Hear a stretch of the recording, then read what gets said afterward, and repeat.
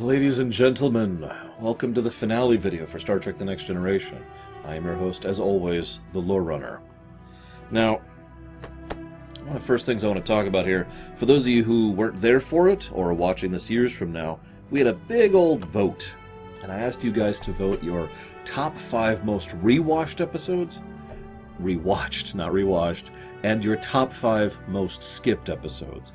And I did that specifically because I felt that, while quality certainly can be a part of that, since you probably are going to enjoy rewatching a good episode more than a bad one, it is not necessarily an actual indicator of quality. And there's plenty of ins and outs in this. Now, what's funny, and I'll talk about this tomorrow too when we do the DS9 video, is I saw some people in the comments being like, oh man, you should have asked for more than 5. We're just going to get the same 5 episodes. Yeah, so we've got 87, I think, to go through here, something like that. I know for DS9 we had 79 for the worst, or excuse me, for the best, and looks like 87 for the worst, you know, for the most skipped. So, yeah, no, I don't think that's a huge problem. In fact, this is going to make this video a bit long, so here's what we're going to do. We've already established a format here. I'm going to just kind of rapid fire through all the ones that got less than 2 digits worth of votes, okay? Then we'll actually kind of talk about the episodes just a little bit that got more than 2 digits worth of votes, the top whatever and the bottom whatever. So let's actually start with the most skipped episodes of TNG.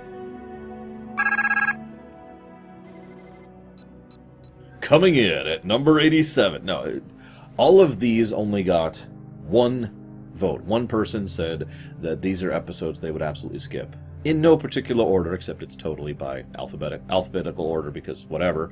We have Allegiance, Season 3, Episode 18. This is the episode in which Picard is kidnapped by aliens, who then use him and several other aliens in order to experiment on him, while a replacement Picard is on the ship. And despite the fact that this is a Season 3 episode, for some reason, nobody seems to really pick up on the fact that Picard is acting differently. Of course not, because why would they? It's only Season 3. God, that drives me batty every time Star Trek pulls that. Moving on. Next we have Attached, Season 7, Episode 8. This is the episode in which Beverly, Crusher, and Picard are both kidnapped, and then given this thing which makes it so that they share thoughts and memories, which, sure, that might as well be a thing. And it is revealed that there was a deep love between the two that is immediately torpedoed and never comes back again. Thanks for that, guys. And I just because I like repeating this fact, because it amuses the hell out of me, the specific reason that they stated for not having Picard actually hook up with someone is so that he would be single for the movies, so he could have a romance of the week in the movies, which, if you're paying attention, only happened once in Insurrection. It was dumb there, too. Next, we have Bloodlines, Season 7, Episode 22. Sense of a trend here. Damon Bach shows back up to threaten this son, who's totally Picard's son. No, he's actually not, sorry. Instead, it's just a trick to try and get revenge on Picard. This episode is really stupid, and Damon Bach's plan is actually nonsensical on so many levels. Let's just move on. Next up, we have Brothers. A little bit of a surprise. Here we have Season 4, Episode 3.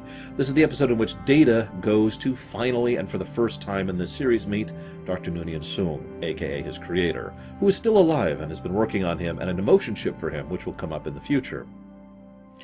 Lore shows up, too.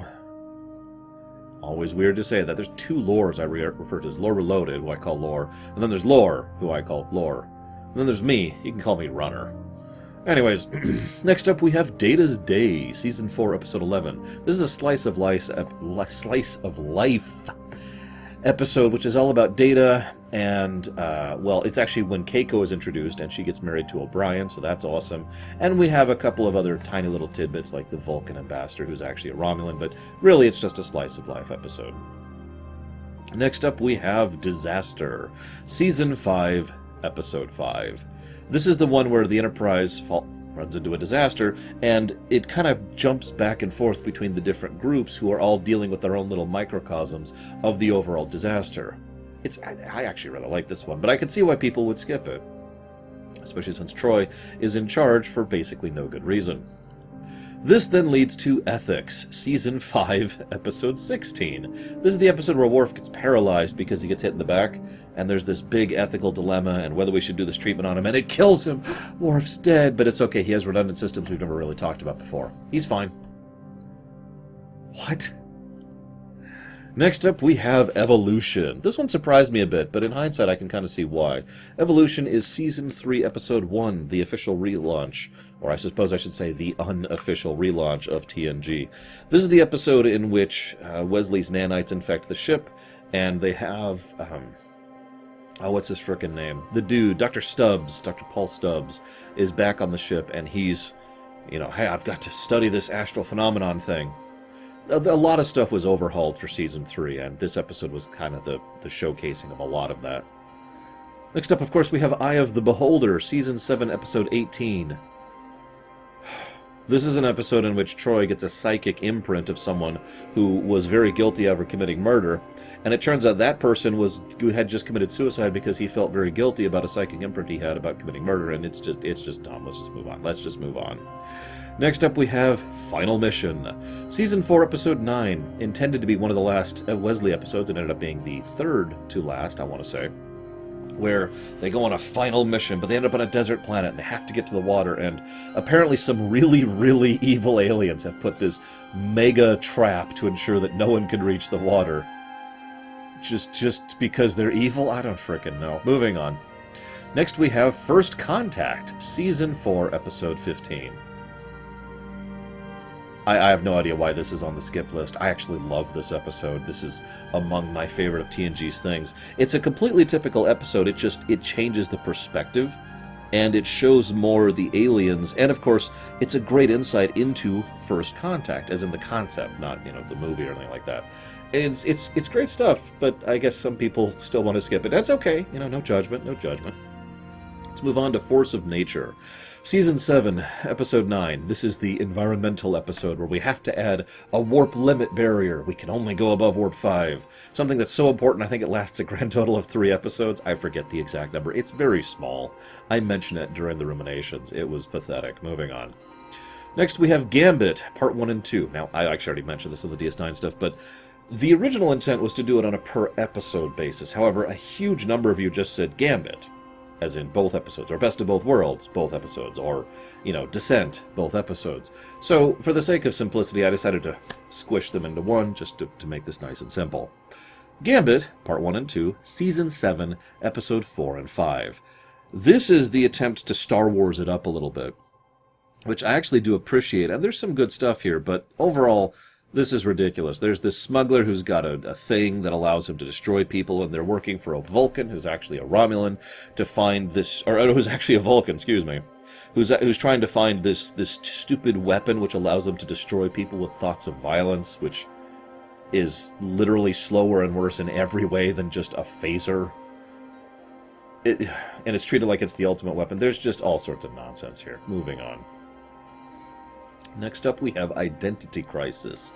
Season 4, Episode 18. This is the one where Geordi and an old friend find out that there's this horrible virus which is changing and mutating them, and it turns out that what it's doing is it's kind of converting them into its own species in order to try and procreate, which is, I think, like the 5th time we've had that kind of, parasitic procreation thing in Star Trek. It'll show up in Voyager as well, funnily enough. Anyways,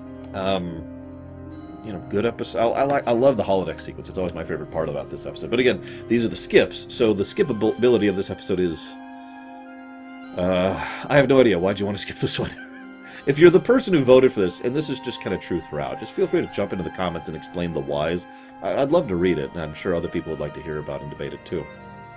I'll talk more about that in a bit. Let's save that discussion, because I do have something to talk about there. Instead, let's go on to the next... on the ones that have been voted for skipped. New Ground, Season 5, Episode 10, which is a Alexander Rozhenko episode, a.k.a. bleh. But also they've got this new amazing form of interstellar travel, which is worse and less controlled and basically just awful. It's the thing where they shoot the wave and it, careens you towards a spot and then it kills you, and it can only go from point A to point B, and there's just all kinds of problems and limitations with it. Let's just move on. Next we have Pen Pals, Season 2, Episode 15, a.k.a. the Prime Directive episode of TNG. While there are other episodes where the Prime Directive comes up in TNG, this one was literally done to discuss the Prime Directive in character, which is actually extremely rare. Usually it's just brought up and it's like one person's for, one person's against. That's the normal formula. We saw this in the Druggy episode in TNG, and later on in the episode with Worf's brother. We see this in Voyager. Janeway's usually pro-PD and then someone else is anti-PD. This actually showed up in Enterprise a couple of times as well. So this is an actual honest-to-goodness discussion of the Prime Directive, and that's the only reason I note it as noteworthy, because otherwise it's just kind of there, so I can see why you wouldn't want to rehash that one. This then leads to Power Play, Season 5, Episode 15, where Data is inhabited by an energy being. I don't know. And so is Troy, who's an alien, and O'Brien, who's a human. I don't even begin to understand this, but they have this whole thing where they have a hostage situation, and it's a typical hostage episode. I could see skipping this one. Then we have Preemptive Strike. Season 7, Episode 24. This is the final Ensign Row episode, and in my opinion, one of the best episodes of Season 7. No, really. I didn't think that until I went back through with analysis mode on, and then it was just like, wow, this is good. It was so confusing. Nevertheless, if you're not interested in the Maquis, or Row, I could see skipping over this one. Next up we have Cupid, arguably, I'd say the second worst Q episode in my opinion. This is Season 4, Episode 20. This is the one where they decide to, the best possible way to show the love, and how love is a weakness, is naturally to go with Robin Hood. Well, it's got some good lines and some good scenes. This is just kind of an eyebrow raiser across the board. Let's move on. Rightful Heir, Season 6, Episode 23. This is the episode where they defined Kahless the Unforgettable, and it's like, oh my god, he's alive! Nah, he's a clone. Sorry guys, sorry, spoilers, it's just a clone. But it is a clone who somehow has all his memories, which I'm curious how they managed that exactly. Either way, this leads to some decent Worf stuff, but for the most part it's just kind of like, okay, sure. Because most of the episode is focused on, is he really Kahless? And then most of the episode is spent determining, yes, he really is, and then the twist is at the end, no, I'm just kidding with you. It's kind of a weird form of televised gaslighting, so I'm not super fond of that. Next up, we have Sins of the Father, another Klingon episode, Season 3, Episode 17. This is probably our first real look at Klingon politics, so I can imagine why a lot of people are not into it. This is when Worf gets involved in the whole thing, and he accepts his discommendation, which will be a character point for him for literally years, and 2 series. This carries forward into Deep Space Nine. This is a big sea change for Klingons and for Worf. This is also when Kern is introduced into the franchise, which is played by the excellent Tony Todd. But again, if you're not into Klingons, you're not into politics, I could see why this would be a bleh. Next we have Suddenly Human, checking my list. Yep, we're still in the ones. This is Season 4, Episode 4, an episode that I just found incredibly uncomfortable for many reasons. Because this is an episode all about a kid who was raised by aliens and may or may not have child abuse built into it. It is left kind of up into the air, so how uncomfortable it is of course up to you. Next we have The Battle, Season 1, Episode 9. Was it really that early on? Jeez. What is with my collar today? Look at this. Look at this. It's just doing all sorts of stuff. Season 1, Episode 9. This is when Picard is mind-controlled by Damon Bach. Hey, that's 2 Damon Bach episodes. And he must use the Stargazer to destroy the Enterprise, even though that's not how that works, and there's about 1,000 reasons why it wouldn't work that way, but let's ignore logic and have drama.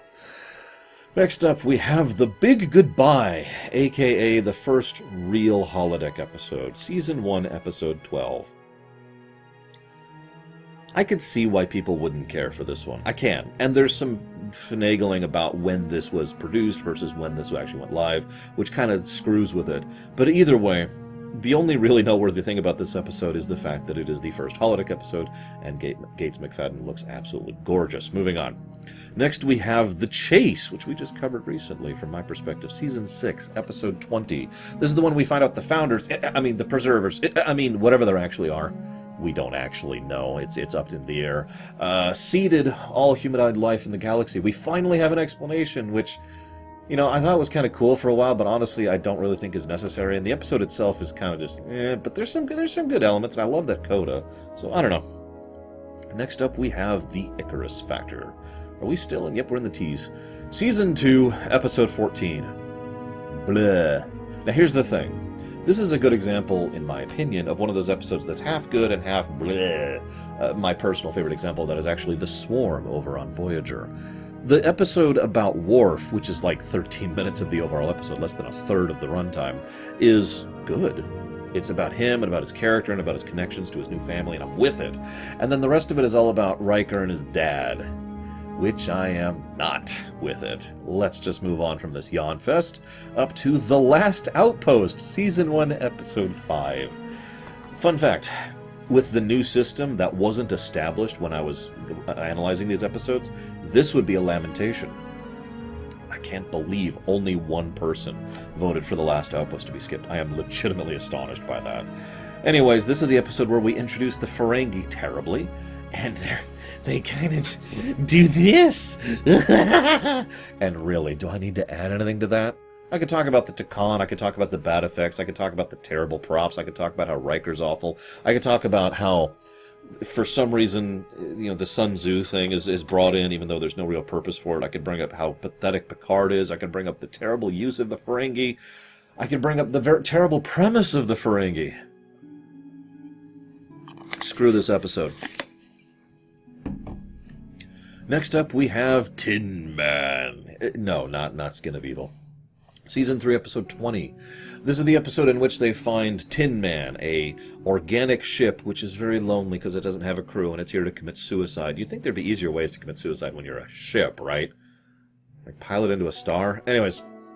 But no, we also have Ebram? Oh god, what's his name? Hang on, scroll. Tam Elbrun, who is a super powerful empath, or mental... Oh my god, I can't think of the name of the species. The species that Troy is half of. Oh my god, I'm just going to look it up really quick. He is a Betazoid. There we go. I better not see any Betazoids in the comment section. He's a Betazoid, and he's wacky, and actually, honestly, he's probably the best part of the episode for me, personally. But I can see skipping this. It's not really a noteworthy episode. Next up, we have Too Short a Season. So I know TNG pretty well. I think I've established that many times. This is one of those very rare... In fact, I can only think of 2 TNG episodes where I look at the episode and I'm like, I barely remember that one. This is one of them. This is the episode in which it's all about Admiral Jackass. Jameson, actually. And this is his episode. The crew might as well not even be present, as he slowly de-ages and deals with this whole thing of the past, and it's boring. Next up, we have Transfigurations, a surprise lamentation from me because the episode sucked in almost every way. There's a lot of nonsense, a lot of not making, just illogical character assassination, and just issues with how it doesn't matter in the future, and the special effects were terrible, and the main plot was awful, and there's just dreck everywhere. Oh, I suppose I should explain the episode. Season 3, Episode 25. This was right before Best of Both Worlds. This is when they get this person on board, John Doe, but he's actually ascending to an energy being, but he's being oppressed by his people. There you go. There's the summary. Next, we have Unification? So if it's not obvious, I haven't fully read this list yet. I've just been taking notes of what you guys have voted for. Unification! Okay, so this is still a 1 vote. I guess the number over there, or maybe I'll put it up there. I haven't decided yet, because obviously I'll do that in post. Unification Part 1 and 2. These are the episodes in which Spock is on this show. Let's just go and say it's the Spock episodes, where he shows up to help plug Star Trek 6, Undiscovered Country, which was coming out pretty much right about this point in time in history. And there's this whole thing about reunification between the Vulcans and the Romulans, which is something that will never actually happen in probable actual canon, but it did happen in STO, so cool with that. Moving on. And finally, for the number 1s, Yesterday's Enterprise, Season 3, Episode 15, a terrible episode. I can't meme. I don't know why this is on the skip list. I love this episode. It's got some flaws, but it's still a very tight narrative, and it does some very good character stuff. It's also a proper send-off for Tasha Yar, as opposed to the previous one, which was not.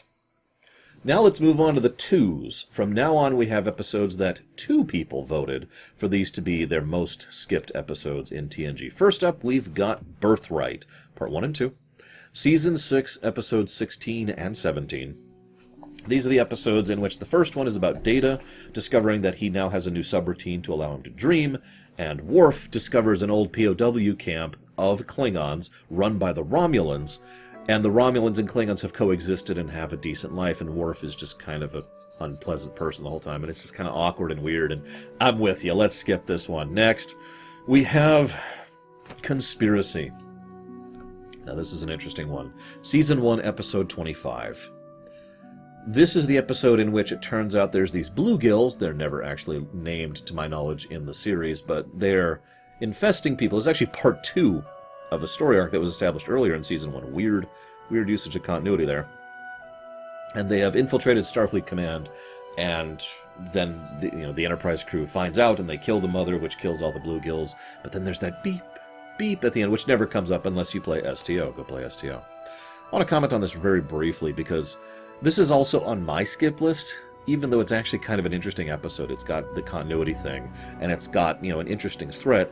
It's a little bit gross, to the point where I just have troubles with it, like eating the grubs and, the final bit where his chest explodes. No thank you. But I will say this.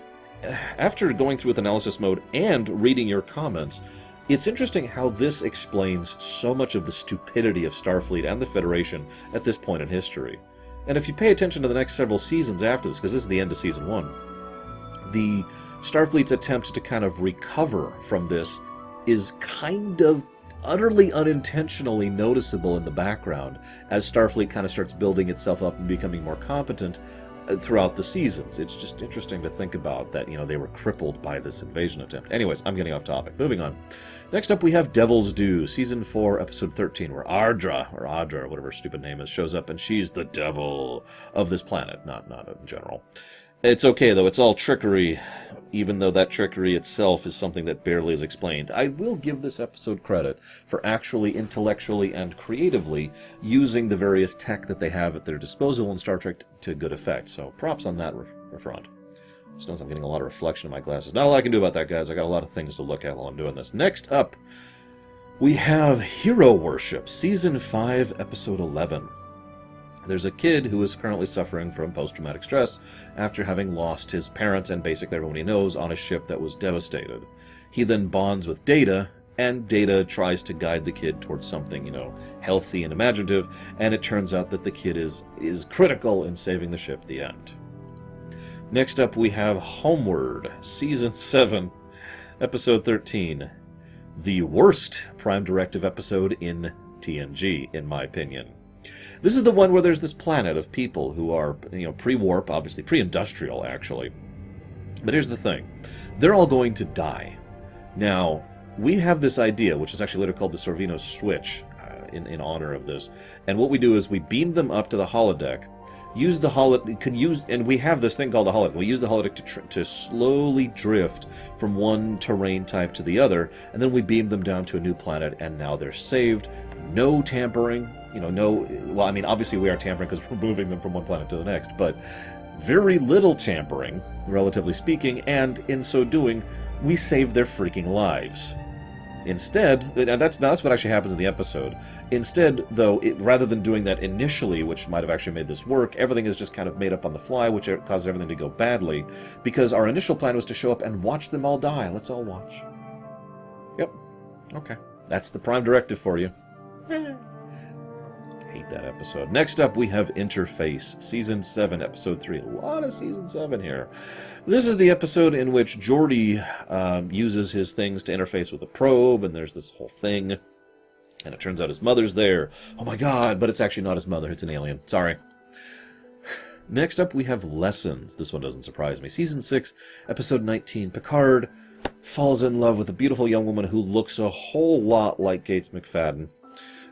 It's not her. It's not Crusher. When I was a kid, I actually got confused about this a little bit. And he ends up falling in love with her, but actually, no. It turns out that he can't be in love with her. And there's some good moments in this episode, but screw this episode. Next up, we have Liaisons, Season 7, Episode 2. I'm telling you, it's a trend. This is a weird one. This is the kind of thing that I don't even know what they were thinking. Although I do, because I already reported on this episode and did my ruminations. This is when they were desperately struggling for ideas So we've got one person who interacts with Worf, who's very rude because he's studying anger. One person who interacts with Data, I think, who's very hungry because he wants to understand hunger. And then we've got the person assigned to Picard who wants to understand love. It's exactly as nonsensical as it sounds. They even arranged this whole, we're crashed on the planet. Oh no, you've got to love me, love me. I'll give credit to the actress. She does a good job of playing the crazy woman. Next up we have Night Terrors. Season 4, Episode 17, an episode so forgettable that several people actually forget which scenes are in this episode and in a few other similar episodes. Yeah, this is a total skip for me. If nothing else, the lack of dream thing is just eyebrow-rousing. And while there are a few specific scenes which are really good, Beverly in the morgue, for example, that is an awesome scene. But there's also some scenes that are Troy floating up with really obviously bad effects up to a cloud in the distance. Yeah, let's skip that one. Next, let's talk about Symbiosis, Season 1, Episode 22, Don't Do Drugs. This is our first, I think, Prime Directive episode in TNG. This is the one where there's the one planet which has no infrastructure or anything, and they produce drug. And then there's the other planet, they produce everything else, and they, make this work, even though their ships are terrible and out of date, and there's like 1,000 logistical problems here. But let's just ignore all those because the episode's kind of dumb to begin with. Because we'll kill anyone. We've got these powers that we can shoot through our fingertips just to show that we're alien, and also we're going to go ahead and not involve because of the Prime Directive. Oh, but we're also going to see a hole through the Prime Directive to make sure we try and help these people. So, have fun with those withdrawal symptoms. Next, we have The High Ground, Season 3, Episode 12. This is the Terrorism episode. Now, what's funny is this is effectively a message episode, but it wasn't intended to be. It's one of the very, very, very few exceptions in that. There's a couple on DS9 as well. This is all about, there's this terrorist group, and they wanted to use the Enterprise in order to get their things to work, and blah, blah, blah, blah, blah. And there's all sorts of thoughts that can be said about this, which I've already said. And what's really awesome is I got a lot of people disagreeing with me on this episode, and well, obviously I don't, engage in direct debate back and forth because I got 7,000 things to do every day. It was very fascinating listening to and reading your guys' comments and how much you disagreed, so that was pretty cool. Nevertheless, I can see why people would skip it, especially since it's the Terrorism episode. Next up, we have The Inner Light, Season 5, Episode 25. This is the episode where Picard experiences a lifetime as another person, as a family man, in the space of about 30 seconds. Now, I had issues with this episode. I think the framing device was terrible and terribly executed, and I think the constant jumps back and forth actually hurt the narrative substantially. I also think the very idea of the probe and beaming into someone's mind is just absolute and total nonsense. I still consider this to be one of the greats of the show, and an extremely emotionally impacting work, which is a tour de force for Picard himself, because Patrick Stewart knows how to frickin' act. Nevertheless, this is on the skip list. 2 people voted for this to be skipped. I guess I don't have to say that. You can see the number on the screen somewhere. It's just... Next up, we have The Masterpiece Society, Season 5, Episode 13, a colony where everything is exactly scripted and everyone does exactly the right thing, and they're all genetically tampered with, but mere interaction with the outside world destroys their very way of living because their colony's falling apart and they're going to die. That's it. That's pretty much the basis of the episode. Next up, we have The Most Toys, Season 3, Episode 22. This is when Mr. Fajo kidnaps... It is Fajo, right? Yep, Kivas Fajo. Kidnaps Data because he's extremely rare and he's a collector, and I talked about this a bunch, but in the end, it turns out that Kivas Fajo is an incredibly evil person, and so Data tries to kill him, but then doesn't because the networks wanted it to be uncertain whether or not Data would actually kill a horribly evil person. Sure. Next up, we have the Schizoid Man, or the Schizoid Man. I still don't know how to pronounce that, and I still don't care. This is the episode, Season 2, Episode 6, where Dr. Ira Graves has died. He's played by an awesome actor. As usual, Star Trek tends to live and breathe on its guest stars, so he actually helps bolster the episode. Yeah, here it is. Morgan Shepard, W. Morgan Shepard. He bolsters an otherwise bleh episode. Because it is kind of a bleh episode. He just takes over Data, and then he finds out that he's horrible, and then it's not super interesting. Let's move on. Next up, we have Time's Arrow, Part 1 and 2. Remember how we condensed those. Season 5, Episode 26, and Season 6, Episode 1.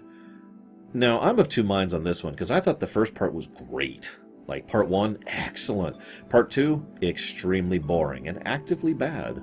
That's my opinion, though, of course. You guys voted this for the skip, so I'm guessing some of you were thinking of Part 2 here. Either that or we just have different opinions on the matter. This is the episode, of course, where they go back in time to the 19th century San Francisco, where they meet Guinan and... oh my god, I can't think of his name.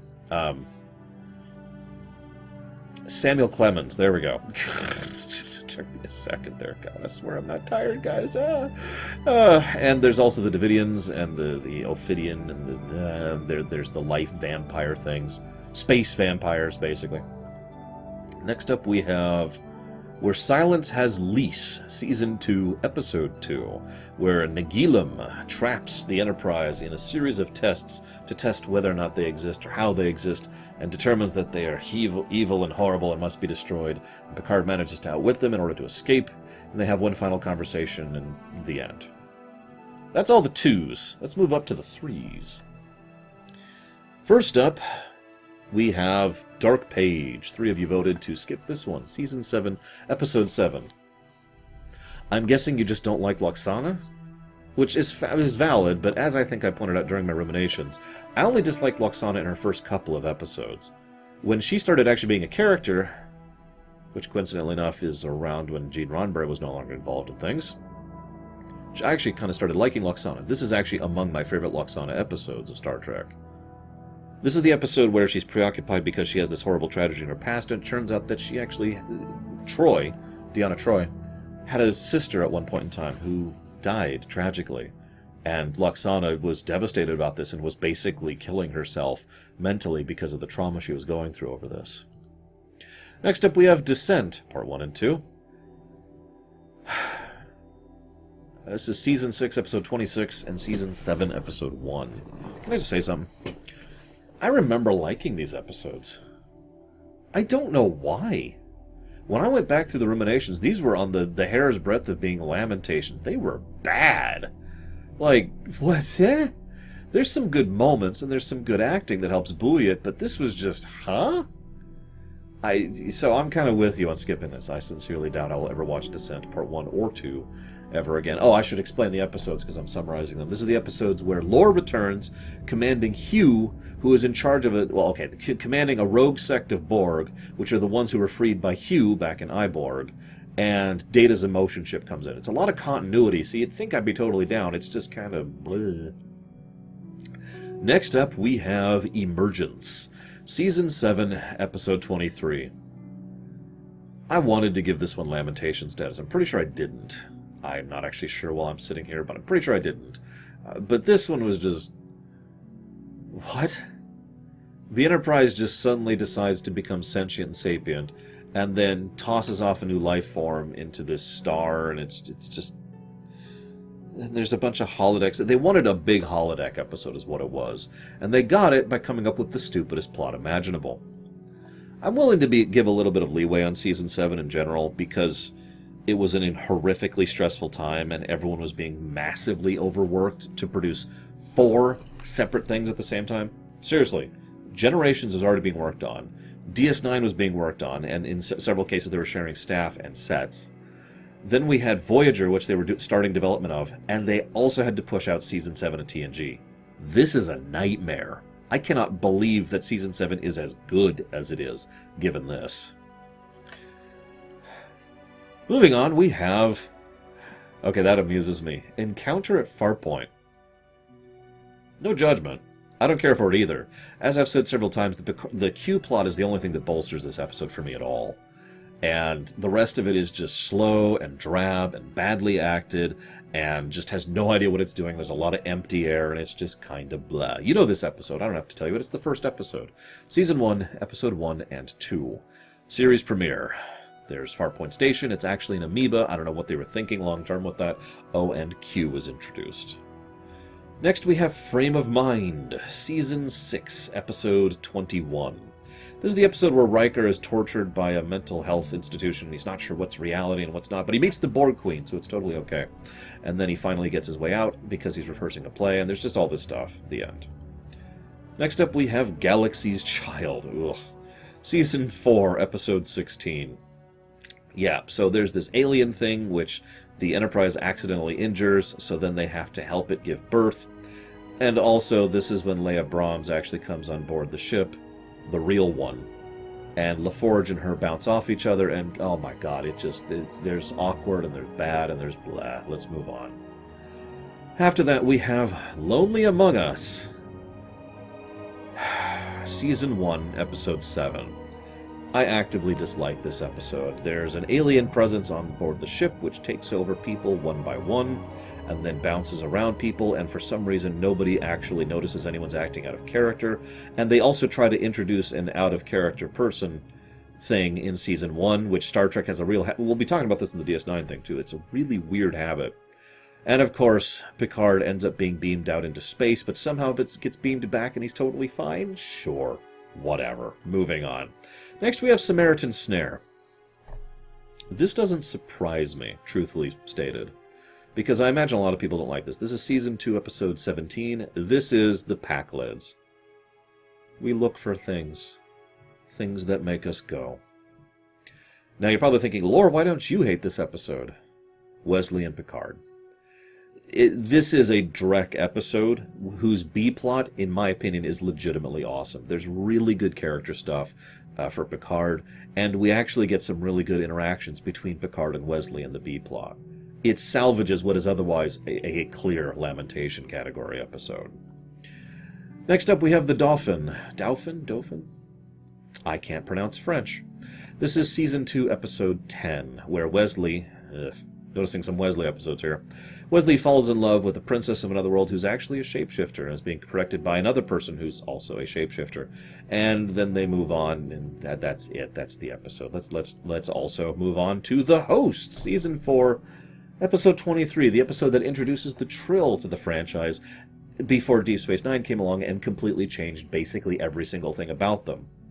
No, really. I mean, there's a parasite in your belly, but even that's actually not true anymore, because in this episode, they actually take control of the person. And DS9, it's a merger of the two minds. So, other than the fact that there's two beings involved, this is a completely different thing. The fact that one can be put into a human, the fact that they don't like being beamed, the nature of how they physically appear, everything about this is just completely changed. I don't even know why they kept the name. Either way, this is kind of a dumb episode, because Mr. Trill Dude is having this big affair with Crusher, okay, and then takes command of Riker in order to keep doing the negotiations. Okay, that makes sense. And then tries to continue his affair with Crusher. What? Moving on. Next we have The Outcast. Oh, I don't want to talk about this one. I might already have. Season 5, Episode 17. There's an androgynous race, all played by women, who Riker falls in love with one of them, and then she is corrected into right thinking, and then they decide to leave the planet. Let's just leave it there and move on. I probably will be skipping this one in the future as well. That then leads us to When the Bow Breaks, a Wesley episode. Season 1, Episode 17. I wouldn't be surprised if most of you forgot about this one. This is the one where Wesley and several other kids end up on this alien planet, actually. It's basically a ship, but, it's an alien planet. And Deep Throat is over there, and he's like, hey, so we're going to go ahead and take your people. We'd like to trade for them. And for some reason, he just isn't cool with that. But then they decide to reveal the planet, and everything is resolved. The end. This is exhausting. God, TNG has a lot of blah in it, doesn't it? Next up, we have the episodes that 4 of you voted for being the worst, or excuse me, the most reskippable. First up, we have Cost of Living, Season 5, Episode 20. Lwaxana comes on board to marry a dour person who she's not interested in, and she adopts Alexander in order to try and take him under her wing. By memory, I didn't like this episode either. I wouldn't blame you for skipping it, especially if you don't like Lwaxana. I actually liked this one on retake. I'm a little surprised by that. There were issues with it, obviously. But the core episode elements were not as bad as I remembered. I mostly didn't like the Pleasure Planet weird place they go to. What was it? The Parallax Colony, that was it. Unusual, artistic, fun-loving souls, which is probably why I don't belong there. Next up, we have Genesis.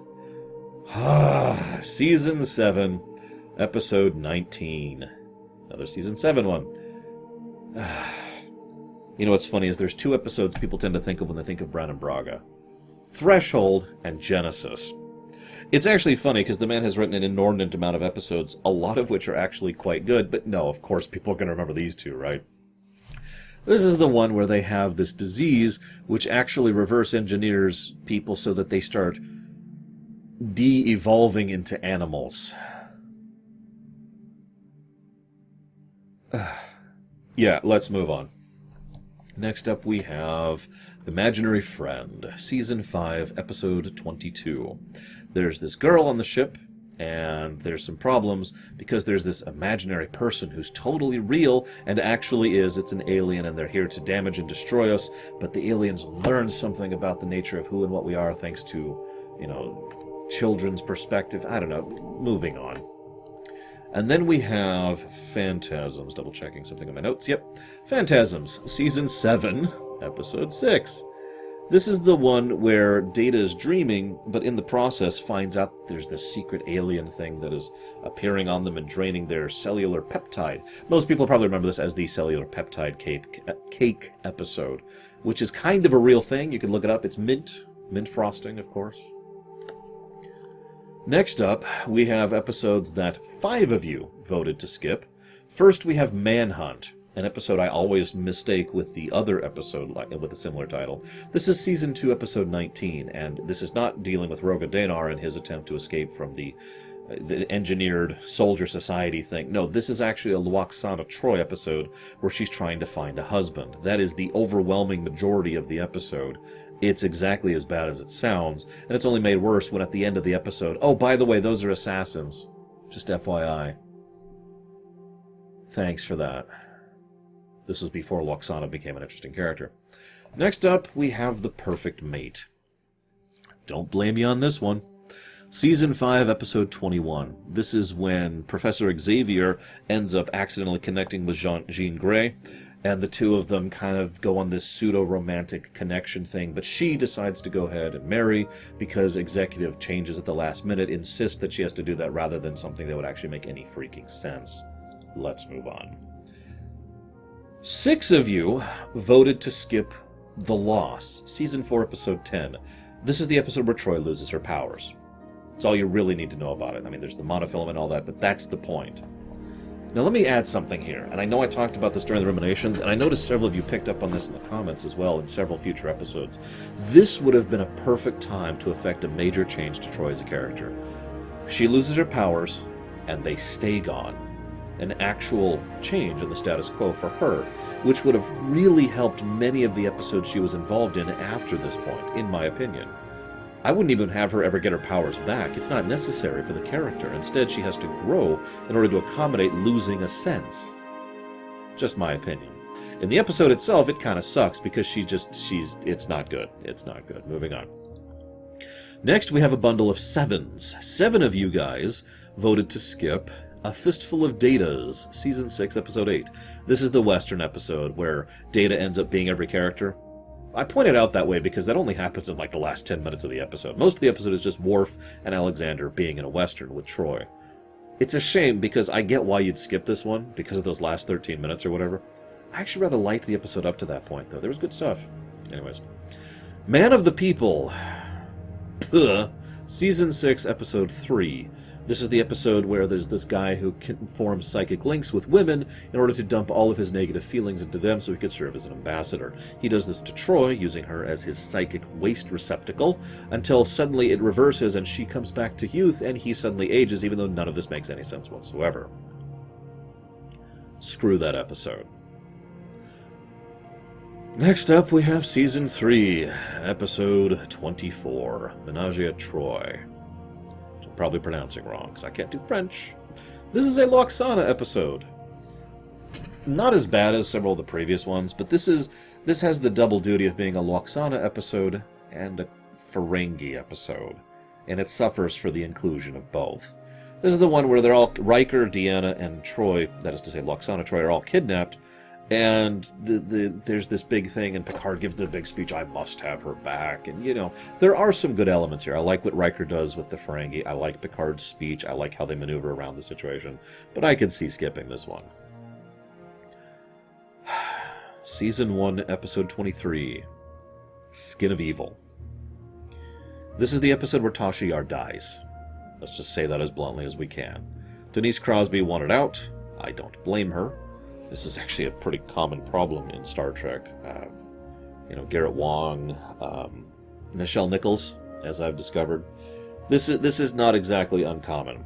And she wanted out, and they decided to kill off her character as an addendum to the episode. And people have argued about this episode for years. Even you guys discussed this and argued this in the comments section when we covered it. I don't like this episode, and I don't mind skipping it. Which brings us to the game. Season 5, Episode 6. Oh my god. There's this strange, addictive game.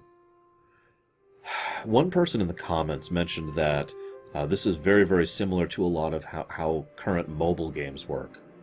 Something about that actually personally insults me. Not the guys who made the comments. It's just the idea that this is why I distinguish between mobile games, which are video games on a phone, and mobage, which is garbage designed to be as addictive as possible and to try and rip money out of you as fast and as smoothly as possible, using all kinds of little psychological tricks in order to convince you that you not only want to keep playing, but you want to keep spending money on it. And that sure sounds a lot like the thing in this freaking episode. I wouldn't even be surprised if there was actual mobage in real life. It's trying to reprogram us to follow some alien commands. I literally wouldn't be surprised if that was a thing. Anyways, next up we have Up the Long Ladder. Season 2, Episode 18. Melinda Snodgrass technically wrote this episode, but it was massively rewritten against her will. This is about the Irish settlers and the cloned settlers, and how the two must now have tons and tons of sex in order to save the species. Pass. Next up we have Violations, because why not? Season 5, Episode 12, where psychic rapists show up on the ship in order to specifically, well, it's just the one actually, in order to relive people's memories as a form of joyriding, basically. Let's just move on. It's another episode in which Troy is victimized, because that's just a thing, apparently. Lastly, we have episodes that 8 of you voted to go ahead and skip. First of all, we have Aquiel. This is the other one I mentioned earlier. Remember how I mentioned there's 2 episodes I just forget existing? This is the other one. Funnily enough, several of you in the comments seem to agree with me on that. This is Season 6, Episode 13, where Geordi falls in love with a woman who has been accused of murder. But no, it was the dog. Most of you remembered the episode when I mentioned the dog, because that's about the only memorable thing. It's this shape-shifting thing. Yeah. Next up, Haven, Season 1, Episode 11. One of the first episodes produced, even though it was released 10th in the series. This is an episode where Troy is going to... Loxana shows up. I'm pretty sure Loxana shows up. Hang on, Loxana's in this episode, right? Am I just... Nope, yep. This is, I believe, the first Loxana episode. And not a good intro. Troy has a big thing where it's all about her marriage, and there's a plague ship showing up, and then there's random psychic powers connecting them, and it's just dreck. It's old, bad sci-fi dreck. Okay. It's all the 1 digits. Now, give me a moment to tabulate here. Just a second. Looks like we've got a top 11 worst, that is to say most skipped. I keep screwing up that. Top 11 most skipped episodes. So first we have tying for 11th place. Angel 1, Season 1, Episode 14. A total of 10 of you voted to skip this one, and I don't blame you at all. This is the episode where they go and they find a matriarchal society and naturally make all kinds of fun of it because, I mean, what else are you gonna do, right? This is, what else do I need to say about this? Even ignoring issues with regards to gender equality and inequality, which is being demonstrated as we speak, the fact of the matter is this is not a good episode. There's nothing interesting happening, the dilemma's blah, the speechifying's blah, and all they're trying to do is try to get some people back who refuse to leave because blah. Yeah, No thank you. Also tied for 10th most skippable episode of TNG.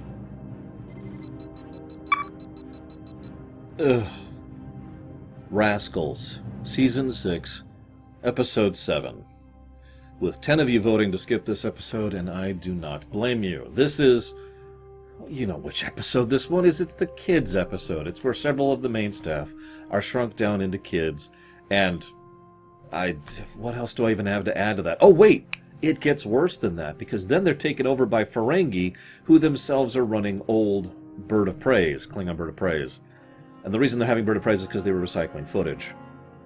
So we've got recycled footage, bad villain, who are defeated by slapstick, and the kids problem. This episode I will probably never actually watch again. It did have one redeeming element. The bit where Riker is trying to technobabble talk his way and just kind of completely gaslight the one Ferengi. He's like, no, don't press that button. I'm going to spend 5 minutes discovering this button. No, don't press that button. That's about the nicest thing I could say about this one. At least I would say this one is a little bit worse than the next one, which, coming in at number 9, excuse me. Coming in at number 9. The Royale, Season 2, Episode 12.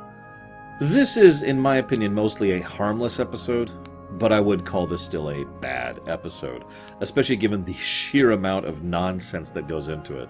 This is a TOS episode, and in my opinion, having already started my TOS stuff by the time this video is being recorded, I would also call this a bad TOS episode. So I don't blame you guys for wanting to skip it. There's a few charming moments, there's some decent character stuff that helps lift it out of lamentation status, but I'm sorry, this one is a total skip. Next up at number... So hang on, that was Royale, which was 9. Okay, I'm just making sure I'm reading my own notes correctly here. Next up at number 8 for most skippable episode of TNG. Masaka is awake. Masks. Season 7, Episode 17. Well, Brent Spiner certainly does the best he can with playing all of these different roles, and apparently he actually had a really hard time going through this one. The fact is that this is an episode which I'm not with on any level. The premise doesn't interest me, the characterization barely is there, it doesn't inform anything, it's just kind of a waste of time. And that is one of the worst things you can do, which of course perfectly encapsulates an episode that would be a skip. So, skip? Next up at our 7th most skippable episode of Star Trek TNG. You know, I get what they were going for here. I really do. It's just they failed so miserably. Ladies and gentlemen, Season 2, Episode 4, The Outrageous Okona. What else can I say about this episode? Star Trek has long sat on the strength of its guest stars. This is not one of the good ones. Which is funny, because he actually does decent work in other shows after this, but not here. The main plot is not what I would call engaging. There's nothing really interesting character-wise unless you count Wesley getting starstruck over Okona, excuse me. There's not really any setting-building stuff. There's nothing interesting whatsoever. There's no theme here. You could say the bad comedy thing is funny. That's actually one of the only things that helps salvage this episode, a lot of Data's bits. Although, it's funny because even the bits between Data and Guinan, for example, two characters I really like, are atrocious. Yeah, let's go ahead and never watch this episode again. And instead, let's move on to the next, number 6 most skippable episode of TNG. The Child, Season 2, Episode 1. Yeah, 16 of you voted to skip this one, and I do not blame you. I actually like Pulaski. I hate her in this episode because she's an irritating asshole. It's actually funny because I've postulated, and I continue to have this theory to now, that the reason so many people dislike Pulaski is because of this episode. This was her introduction, by the way, to both the characters and, of course, to us. This is also, of course, the episode in which Troy gets impregnated by some random alien thing, and it's treated as terribly as possible. This is more or less literally a bad TOS episode. Sorry for repeating myself, because this was actually originally an episode that was done for Phase 2, something that, of course, never actually came into being. Yay! Surely it'll get better after this, right?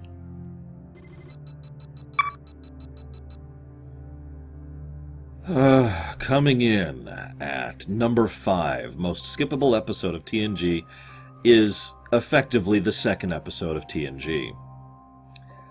Not a good track record here. This is the episode where everyone gets drunk on the same thing from The Naked Time over in TOS, except it's different, so they can't actually use the same solution. This is a good time to mention something. I have, as of recording this, already obviously done a lot of the work for the movies, Enterprise, and TOS. That's going to be going live pretty much right after this, because that's how I do my schedule, right? I bring that up because I've already seen and analyzed The Naked Time. Would you believe I actually liked the episode because it's actually a good episode? I was fully expecting to hate it because of this, because it's been so long since I've watched it. Nope. This is just total dreck. It's okay, we can only go up from here, right?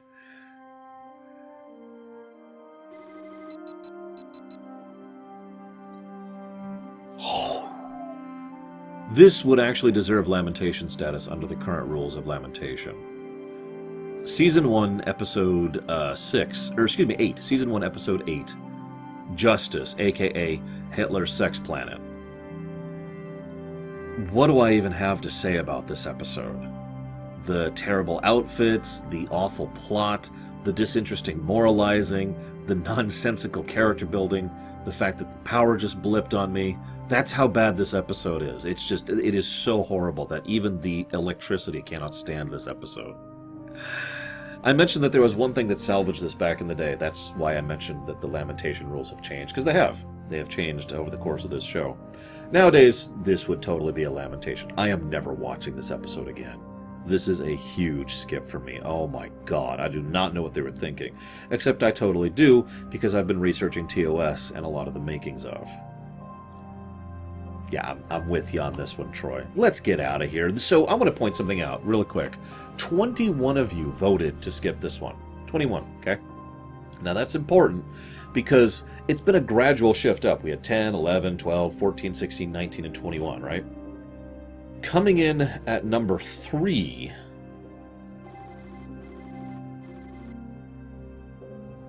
Do I need to add anything here? Season 1, Episode 4, Code of Honor. I want to remind you that we went from Encounter at Farpoint to Naked Now to Code of Honor. How did anyone stick with this show back in the day? Oh my god. Some people debate the specifics of whether or not this episode is racist and or sexist, and that is a debatable topic. But as I have said in the lamentation of this episode, even if we were to eject both points, we are left with a character assassination episode that is truly bad. Bad plot, bad world building, bad setting building, bad character utilization, bad technological utilization, bad continuity. There is nothing redeeming about this episode, in my opinion. This is true dreck, and in my opinion, is actually the worst episode of TNG. This is one of the only episodes that challenges threshold for me, put it to you that way. Although I think Nemesis actually beats out both, but let's not get into that. I point all this out because you remember how I mentioned the progression? Well, as you've probably already noticed, or maybe I'll put it up after this, 51 of you voted this as a top skip. Remember, the last one had 21 votes. So there's a decent spread, it's a slow incline, and there's just this jump up of 30 additional people saying, no, screw this episode. This is going to be a trend because the top 3 are very close to each other. All of them are in the 50s. 51 of you voted for skipping this one. So, at number 2... Oh, I know what you're thinking. Lore 11001010 or whatever it is actually not all that bad. And I would agree with you, because that's not the episode we're watching. Season 2, Episode 22, Shades of Grey, The Clip Show. This episode is boring and badly designed and has everything wrong with it. I was pretty merciless when I tore this episode to shreds, and that's even acknowledging the severe production limitations that were put on them for the creation of this episode. Several of you guys came up with completely new ideas for this. I came up with my own ideas for how to do this. Anybody with any creative ounce could probably come up with something other than literally just throwing together a clip show. 54 of you voted to skip this one, and I do not blame you. I will never watch this episode again, or the next one, coming in at number 1. And by process of elimination, you've probably already guessed. That's right. Beverly Crusher has sex with a ghost. Season 7, Episode 14, Sub Rosa. The only thing that salvages this episode is actually the scene I'm showing you right now. Gates McFadden actually does a pretty good job of portraying someone who is recovering from a medical addiction. Someone who's coming down from drugs, basically. That's how she portrayed Crusher as she was dealing. Look at this. Look at what she's doing. That's the only redeeming feature of this entire episode. This episode is just so many levels of blech upon layers of other blech that I can't even begin to explain or establish how anyone ever thought this was a good idea whatsoever. This is nonsense. On top of being bad, on top of being mildly offensive, on top of being actually character assassinating. What the crap? 59 of you voted to skip this one, and I do not blame you. Alright, we've gotten all that out of the way. So, as I've already discussed in the DS9 stuff that you'll be seeing tomorrow, how many of you would like to hear a few statistics? Okay, so I'm going to have some graphics, which I'll put up somewhere over there. I'm not actually 100% sure where yet. I haven't decided yet. But either way, there's going to be some graphics and there's going to be some figures. I'm a math geek. I like spreadsheets. I like data. You know what I mean. So, let's go through two little figurines. First of all, figurines? Really, Laura? First is how much percentage-wise of a given season you guys think is skippable. And second, how much of that season is skippable relative to all episodes. So there's 88 episodes you guys voted to skip, okay? So for Season 1, for example, you guys voted to skip 15 episodes. That's 57.69% of Season 1 and 17% of all the episodes that you guys voted to skip. So 17% of all the skippables are in Season 1. And you wanted to skip over half of Season 1. Sense make? So let's move on to Season 2. Season 2, you guys wanted to skip 12 episodes, which is 54.55%, and 13.64% of all episodes. In Season 3, you wanted to skip 9 of them, which is only 34.62% of Season 3, and 10.23% of everything. For Season 4, you wanted to skip 12 episodes, 46.15% of Season 4, and 13.64% of everything. For Season 5, I'm making sure I'm right here, you guys wanted to skip an astonishing 15 episodes. That is as many as Season 1. That is 57.67% of Season 1 and 17.05% of everything. Or excuse me, of Season 5 and 17.05% of everything. For Season 6, you guys wanted to skip only 10, which is 38.46% of Season 6 and 11.36% of everything. And finally, Season 7, another 15, which leads to another 57.69 and another 17.05. Now, looking at this list, well, this is going to come back later at the end of the video. But, you know, honestly, this is a lot of negativity and a lot of skipping, and I could understand looking at this list, someone being like, God, why does anyone like TNG? Look at all this crap. Why don't we talk about the stuff we'd really like to rewatch?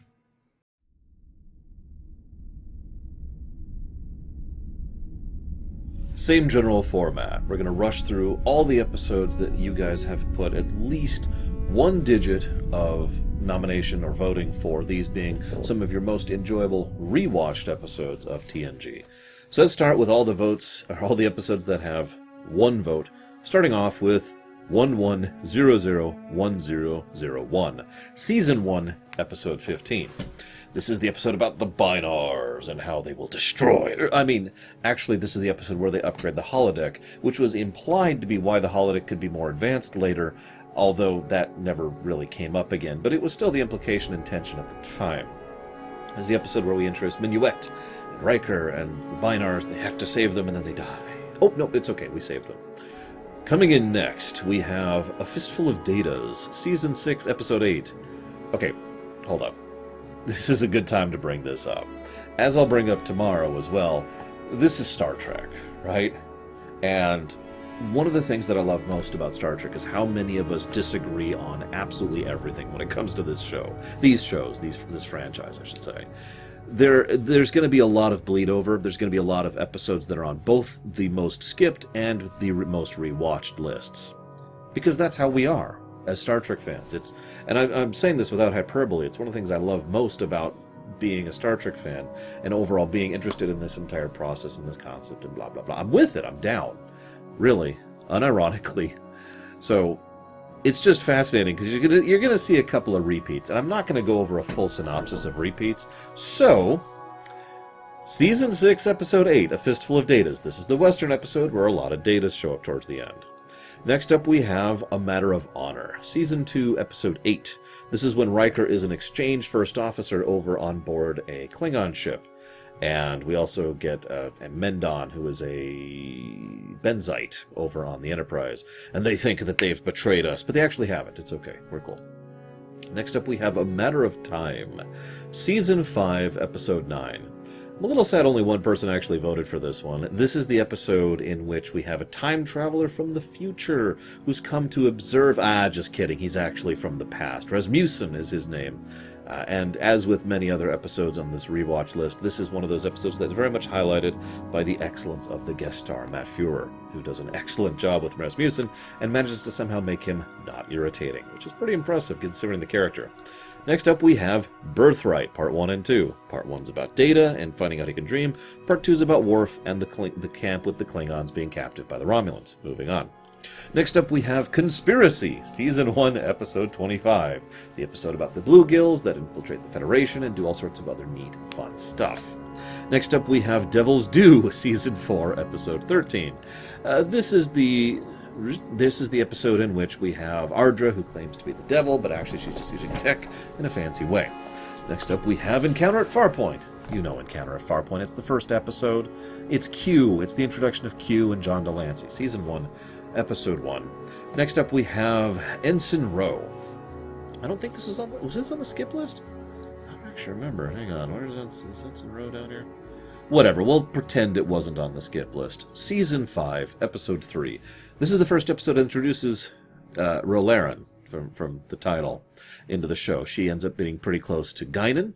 There's also some politicking going on, and we find out that the Federation has some issues. This is also when the Maquis start kind of drifting into territory, and the Bajorans are invented in this episode, along with a few other things. Excuse me, the Bajora. They call them something else in this episode. I forget what. It's... I actually rather like this episode, but then again, I like most of the Roe-centric episodes, and it's a shame we didn't get much more. Michelle Forbes actually does a good job with her role. Anyways, next up we have Final Mission, Season 4, Episode 9. You know the one. It's where Wesley goes down, and there's these jackass aliens who have this water in the desert that you can't get to unless you die. Next up we have Future Imperfect, Season 4, Episode 8. Riker wakes up and it's the future and he's just forgotten 20 years of his life and now all these future stuff is happening and he's just trying to acclimate to it all, but nope, it's actually all fake. It's okay, he's actually being held by the Romulans and Tomalak he has to fight. Nope, that's fake too. It's just a kid who's lonely. Next up we have Heart of Glory. In my opinion, one of the better Season 1 episodes. Season 1, Episode 20. This is the first real Klingon episode. Also contains Matthew Vaughn, aka one of the better recurring guest stars across Star Trek history. This episode is all about the Klingons and how they must reclaim glory. It's the only way, but then they die gloriously in battle, and Worf sympathizes with them while still being a Starfleet officer. Next up we have Lessons, Season 6, Episode 19. Picard falls in love with a subordinate who looks a lot like Gates McFadden. Next up we have Night Terrors. Okay, who likes rewatching this episode? I'm really curious as to your reasoning. This is Season 4, Episode 17. This is the one where they can't dream, but Troy does, but she dreams the same dream over and over. You know, what is it? One dark in the night. What's this? One moon. Here it is. One moon circles, eyes in the dark. There we go. That's the one. Next up we have Peak Performance, Season 2, Episode 21. Now, this is an interesting one. When I was going through for the ruminations, I thought I would hate this episode because I didn't remember liking it, but then it wasn't nearly as bad as I remembered. Probably helped by the fact that Kohlrami was not nearly as aggravating as I remembered him being. So I'm kind of with this one. It still drops off and is pretty stupid towards the end, but still, a not exactly indecent episode. Next up we have Pen Pals, Season 2, Episode 15, the big Prime Directive episode. Data finds a girl, and they exchange letters, and it turns out that her species is dying, so they decide to help, violating the Prime Directive. Moving on. Then we have Phantasms, Season 7, Episode 6, Cellular Peptide Cake. Next up we have Power Play, Season 5, Episode 15. This is when the aliens take over Data, Troy, and O'Brien.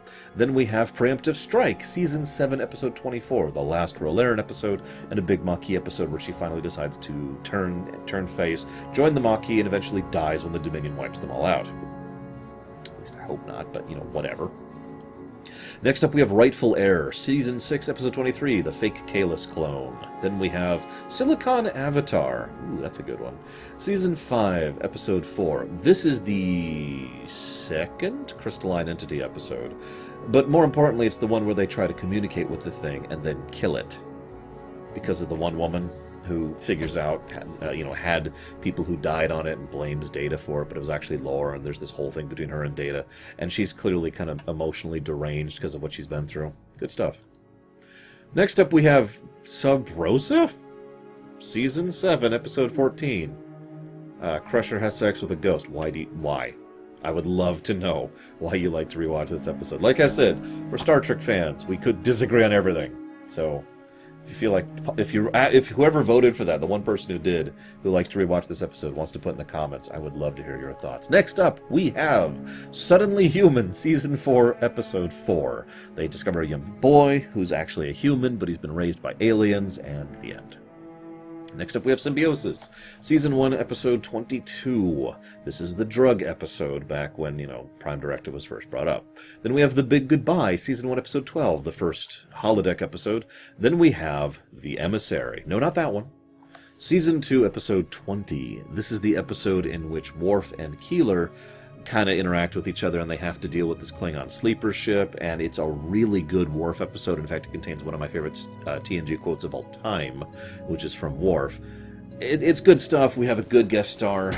What's her face? Because I don't remember any names right now, because I'm trying to remember 15 things at once right now. Susie Plaxton does an excellent job of Keeler, as she always does. Wonderful stuff. Next up, we have The Host, Season 4, Episode 23, the Trill episode. Then we have Season 4, Episode 10, The Loss, the episode where she should have lost her powers permanently. Hey, we're back. Slight issue. I had a bit of a technical glitch there, but it's okay. We've totally fixed everything. Nothing's wrong anymore. There's no reason to look at me so strangely. Next up, we have The Mind's Eye. I've only had one technical glitch this whole time. I'd like to take some pride in that. Season 4, Episode 24. This is the episode in which Geordi becomes mind-controlled and mind-reprogrammed by the Romulans in a truly horrifying display, which also then leads him to being controlled in a power play with the Klingons, and there's some wonderful Klingon politics going on. It's a really horrifying episode, and brilliantly so. Next up, we have The Most Toys, Season 3, Episode 22. Kivos Fajo kidnaps Data. Data kills him. Then we have The Naked Now, Season 1, Episode 3, the second episode of the series where, well, you know what happens in The Naked Now.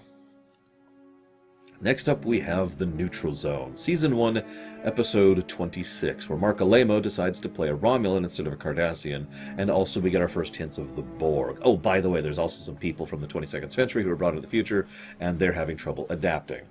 I will admit I didn't dislike this episode as much as I thought I would on rewatch, especially with analysis mode on, so kind of with you on that. Then we have Season 5, Episode 24, The Next Phase. This is actually on my own rewatch list, very high up on my rewatch list. I'm sad only one person voted for it. Because this is the episode where Ro and Geordi become phased, and they have to deal with that. There's this whole Romulan plot, but it's the episode where they phase through matter. It is a very smart episode. They do a lot of great character stuff. They do a lot of inventive stuff. There's some cool special effects. The overall premise is interesting. It's also one of the dumbest premises I've ever heard of. But cloud effect, am I right? Next up we have The Outrageous Okona? Season 2, Episode 4. This is when Okona shows up and decides to be Okona. And we have comedy bits with Data. If you could call that comedy, I suppose that's a bit of a debate, isn't it? Next up we have Season 6, Episode 9, The Quality of Life.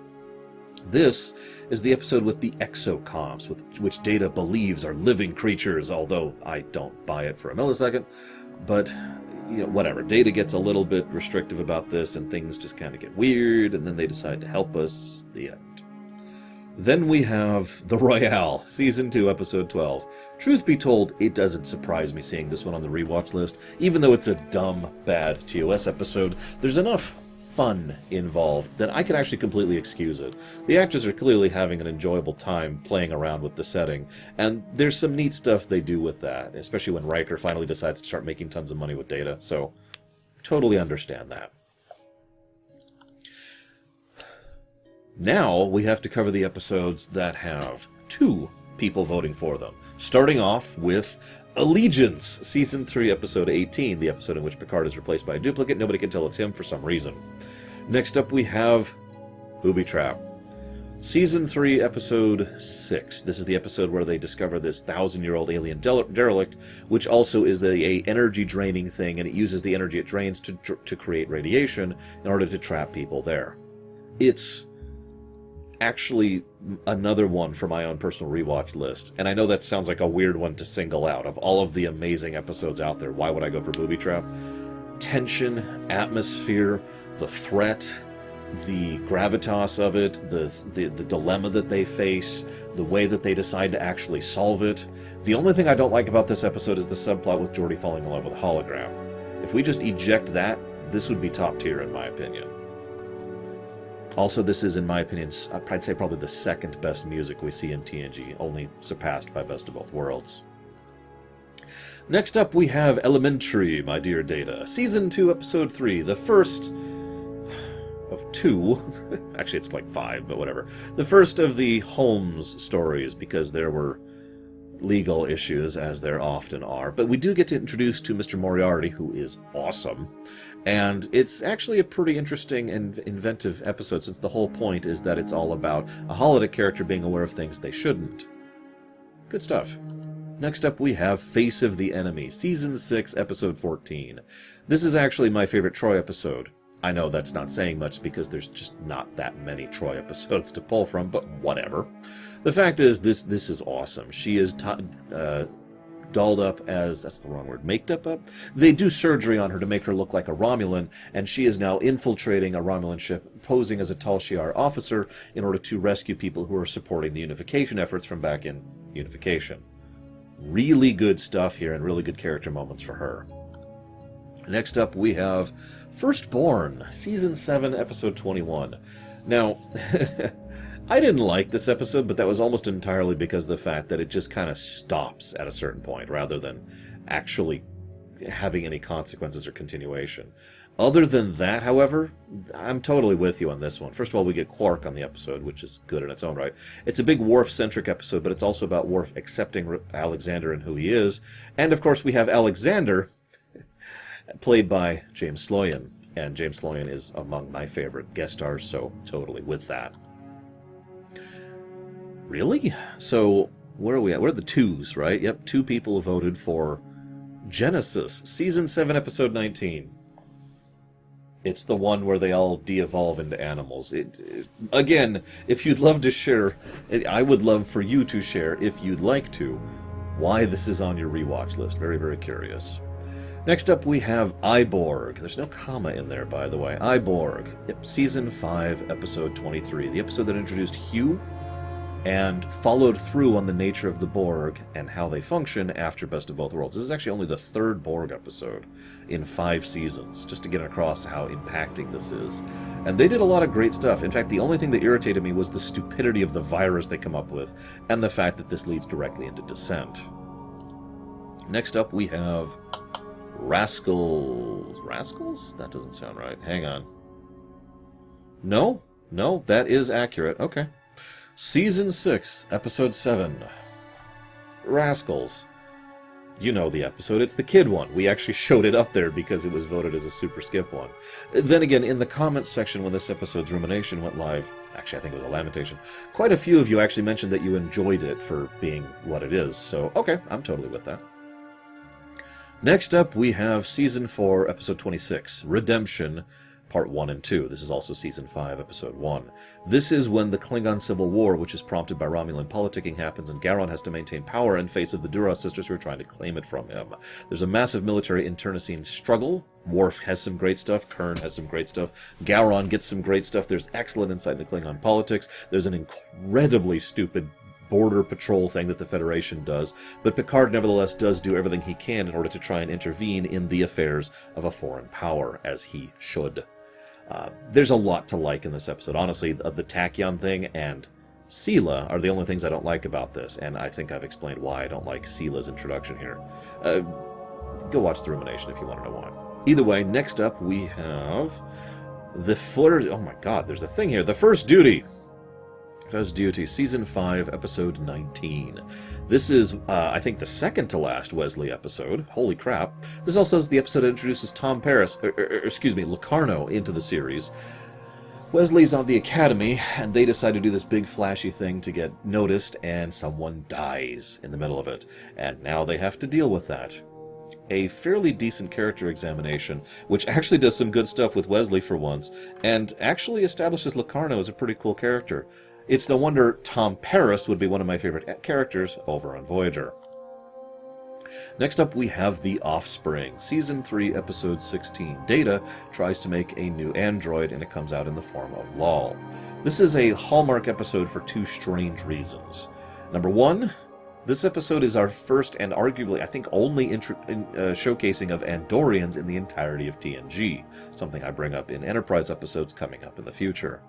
Second, this was Jonathan Frakes' first episode directing, something he had been really hungry for and pushing for some time, and would effectively lead to his career, because he is far more of a director than he is an actor, even in terms of numbers, so. Next up, we have The Survivors, Season 3, Episode 3. This is the Twilight Zone episode of TNG, but good Twilight Zone. This is when the Ruxbridges? How do you pronounce their stupid name? The Uxbridges are the only survivors on a planet that has been absolutely devastated by the Husnock. And unraveling the mystery of this and figuring out the specifics is the overall thrust of the episode. Very good mystery episode. Excellent Twilight Zone stuff.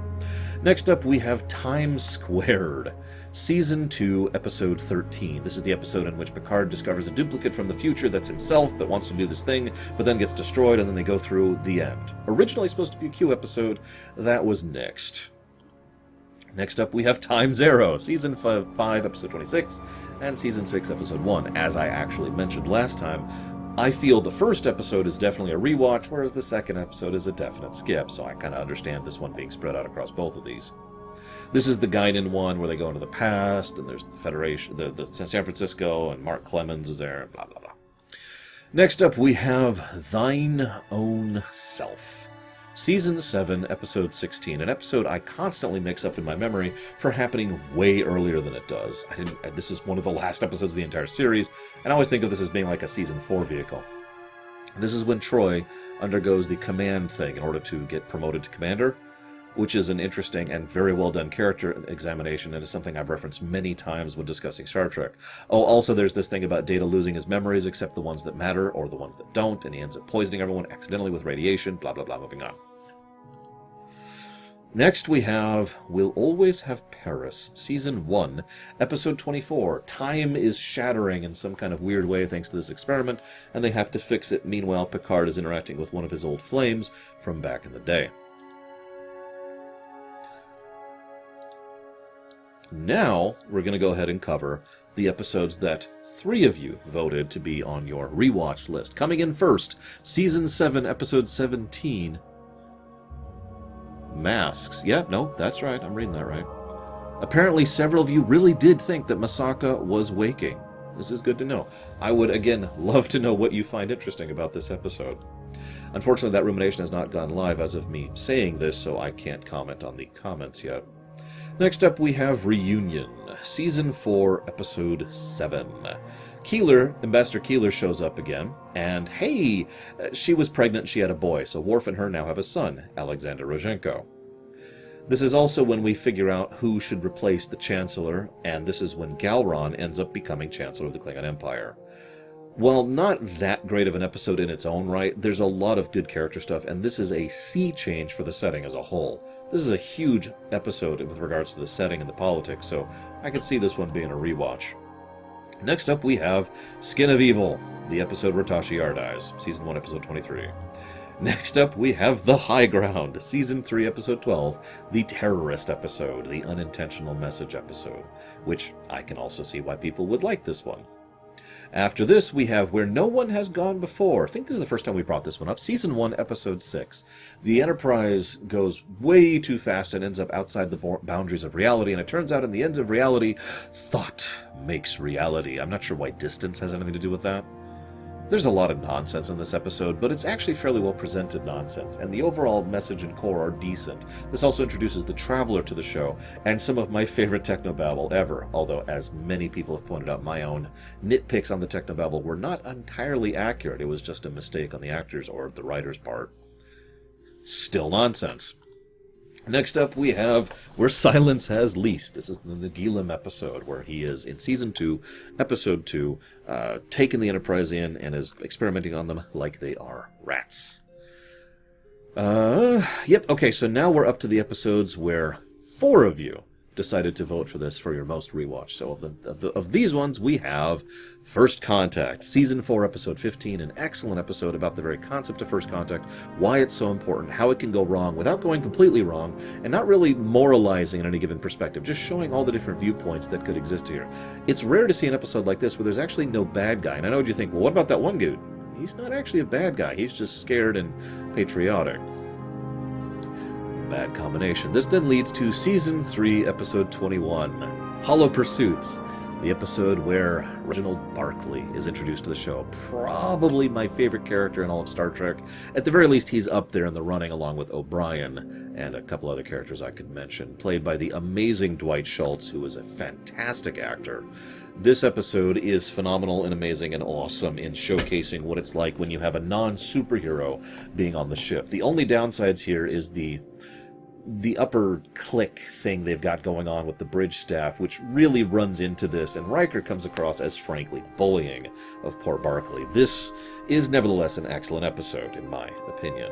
This leads us, of course, to an episode I thought would be a little higher ranked, if I'm being honest. Relics. Season 6, Episode 4. It's the Scotty episode. They find the Dyson shell, they go into it, and there's a crisis, but this is the Scotty episode. Let's just call it what it is. You know the one.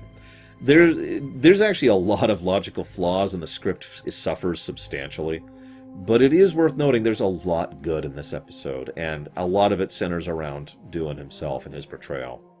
So I'm with you on this one, guys. Next up, we have Remember Me, Season 4, Episode 5. I gotta be honest, the only flaw I have with this episode is they give away the mystery too early by showing us the other side of things. Other than that, I actually really like this episode. It is probably my favorite Dr. Crusher episode overall, and is definitely on my own rewatch list. Not just because of her. After this, we have Sins of the Father, Season 3, Episode 17. This is the episode in which we have Klingon politics, and this is when Worf accepts his discommendation, another sea change, this is when Kern is introduced, a whole bunch of stuff that will be relevant for 2 series after this, or 1 series, you know what I mean, up into and through DS9. After this, we have The Nth Degree, Season 4, Episode 19. Another Barclay episode. This is the one where Barclay encounters a probe and becomes really, really smart, starts to freak out, and then takes over the ship, and then it's okay, he's fine. But it's a Barclay episode, so I'm completely with it. No, really, it's actually really cool to see him with this kind of confidence, which is something that a tremendous character actor like Dwight Schultz can pull across. Basically playing 2 completely separate characters. Next up, we have Who Watches the Watchers, Season 3, Episode 4. Probably one of the better Prime Directive episodes of TNG. This is the episode where they encounter the totally not Vulcans, who are in a pre-industrial state, and they're observing them because they're curious, but, oh, hey, we accidentally got revealed because of some accident, which... shrug, I guess, and this leads to some contamination, so they decide to reveal themselves, and things kind of work out in the end. It's a good episode. I disagree with the Prime Directive's application in many cases, but I'm kind of okay with what they do with it here. After this, we have... so now we're up to episodes that 5 of you have voted for being your most rewatched episodes of TNG, starting with Frame of Mind, Season 6, Episode 21.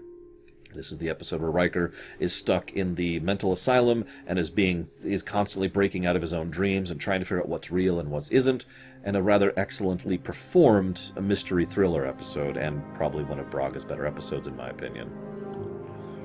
After this, we have the amazing Cerec, Season 3, Episode 23, one of my personal favorite episodes across the whole franchise, and an awesome, awesome bit where Cerec comes on board, of course played by Mark Leonard, and we see what is effectively his final mission. Not his last performance, that would be in Unification, but still, lots of great character drama, excellent Picard being shown and cased against him. This is also when a lot of people go crazy, which some people tend to mistake with the No Dreams episode, but nevertheless, lots to like here. After this, we have The Chase, Season 6, Episode 20. This is the one where the Preservers, / the Founders, / whatever the heck they actually are, have decided to reveal the truth that we seeded all humanoid life, which isn't totally necessary, but we totally did that throughout the galaxy. We are the reason. I was prepared to dislike this episode, but when we went back through for a rumination, I actually liked it a lot more than I thought, probably because the build-up to the reveal is actually quite good. It's the reveal itself that just kind of makes me raise an eyebrow. After this, we have Lower Decks. This is the one and only mistake I've made in this list. I actually had Lower Decks on the list twice, which caused some issues. But this is the first of episodes that 6 of you have voted to be your favorite, most rewatched episode. And I'm totally with you on that. Lower Decks is awesome. It spawned an entire concept that I and many others have referred to as Lower Decks episodes in the wake of this. It's a great idea. It's a great execution. We get some great drama. The character actually dies, which itself is horrific, but very well done. And there's lots and lots of excellent stuff. I absolutely gush about this episode, as I did during the thing. And, of course, it spawned its own show, which I haven't watched as of recording this, and indeed don't plan to for some time, because I'm kind of busy. Next up... these are the 6s. Did I mention that? Yeah, we're in the 6s now. So next up we have... Hang on, the 6s go down quite a ways. We have... Looks like Clues is next. Season 4, Episode 14. This is the episode in which everyone wakes up and... Oh, that's weird, but... Something's up, and Data's hiding something. What's going on? And it turns out that all their memories have been erased, and now they're trying to figure out why. I love the construction of the mystery in this episode, because the mystery is not who is Data up to something or who is up to something. It's why is Data doing this? Because there's no malevolence in Data's performance or portrayal, and he's just kind of trying to accommodate here, right? It's a great mystery. It's a great character piece. I love the unfolding of it. Lots of good stuff here. A good early example of why Joe Menosky can accomplish things like this. Now, because I screwed up with the Lower Decks thing, now I gotta check my numbers here, because next up looks like we need to go over here to Data's Day, Season 4, Episode 11. This is the episode which is a slice of life episode between Data, where Keiko is introduced, where Brian and Keiko get married, and there's the Vulcan, who's actually a Romulan, and just all sorts of fun stuff like that. After that, we have Deja Q. Yeah, probably one of the better Q episodes. This is Season 3, Episode 13. This is the one where Q loses his powers, and the Calamarain come to attack, and he is hidden here because he's terrified. But he learns a little bit of a lesson, if you could call it that, and he grows a little bit, and the episode kind of teeters out a little bit, let's just be honest. But nevertheless, very good performances by Whoopi Goldberg and John Delancey, and just about everyone else, and their interactions with the now human Q.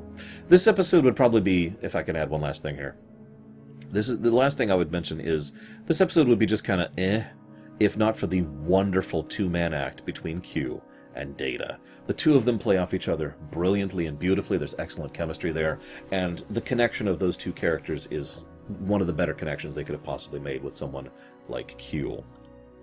Next up, we have Parallels, another good Season 7 episode. This is Season 7, Episode 11.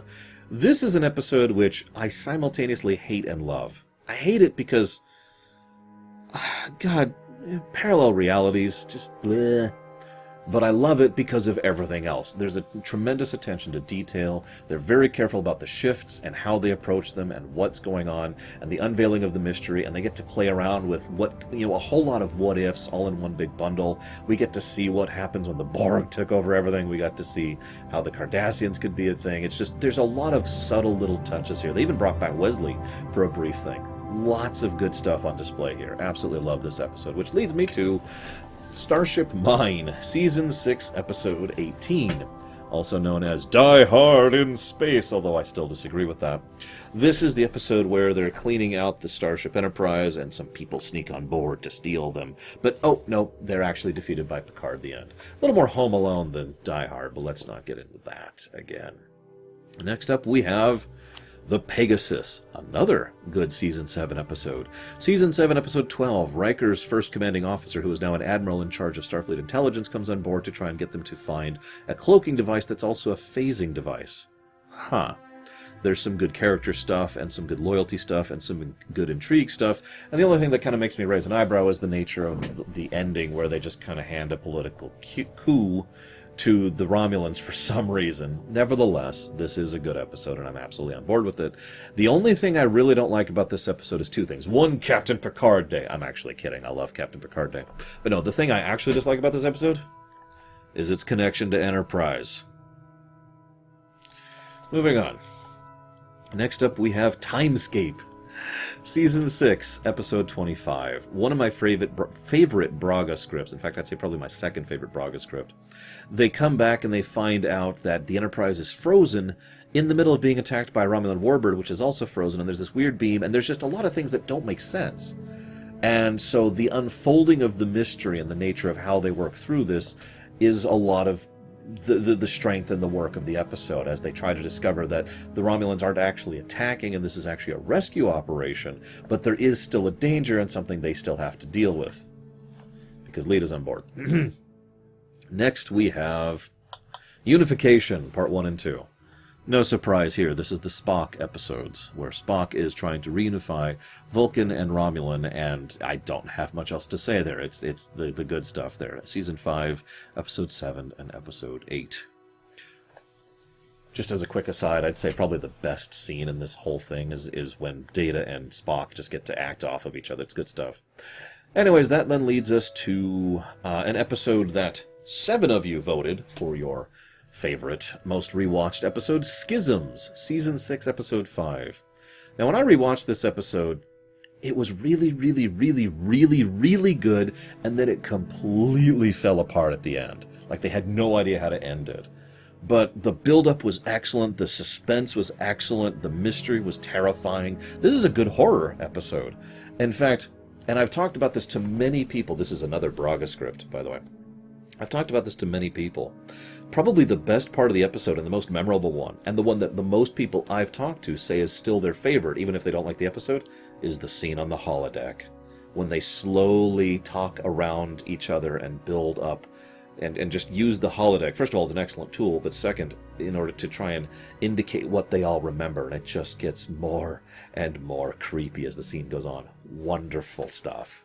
Finally, our last one before we get into the top, looks like 13, geez guys, on the top 13 episodes, we have 9 people voted for Chain of Command, Part 1, Part 2. Season 6, Episode 11, and Season 6, Episode 10, and Episode 11. These are the episodes in which Captain Jellicoe comes onto the ship, straight out of RoboCop, and takes over the ship and has to deal with the Cardassians. And this is also when we see Picard stripped and tortured by Gul Macet, I believe. And in so doing, we have some wonderful Gul Madred, and we have some wonderful, horrific, awesome, incredible acting with David Warner playing Gul Madred and just absolutely tour de forcing it. With that, we are now down to the biggins. Now, if you're paying attention, there's a bit of an interesting spread when it comes to votes. So before I get into these, I want to mention the 13th slaughter has 13 votes, and then it's 15, 17, 15, 17, 18, 18, 22, 23, 23, 26, 27. All the way up to the number 2s, it's a pretty smooth incline, and then it jumps up to 35 for the number 2 slot, and an astonishing 54 for the number 1 slot. So having said all that, we're going to have another one of these things going on here. Let's talk about the 13th most rewatchable episode of TNG. Season 4, Episode 2, Family. Yeah, this one probably isn't going to be a surprise to anybody. The very necessary, very critical follow-through to Best of Both Worlds, and one of the very rare times where something horrifically traumatic happens to a party member, that is to say a crew member, and they actually follow through on it. This follows through on Picard and the horrible things that happened to him in Best of Both Worlds, but also serves as an excellent portrayal of Worf and his family. We see some excellent stuff with Guinan, and we have a small side plot with Wesley, which we're just going to pretend we didn't actually have. Now, I've heard a lot of people give a lot of opinions on this episode over the years. Allow me to go ahead and say that even ignoring its relevance to Best of Both Worlds, I still enjoy this episode for what it is, as it is. I still think this is good television, and I still think this is a good character piece, especially in how Picard is so tempted by walking away from his career simply because he is so uncertain about his presence and his future. Next up, with 15 votes, tied actually, we've got 2 for 15 votes, coming in at number 12.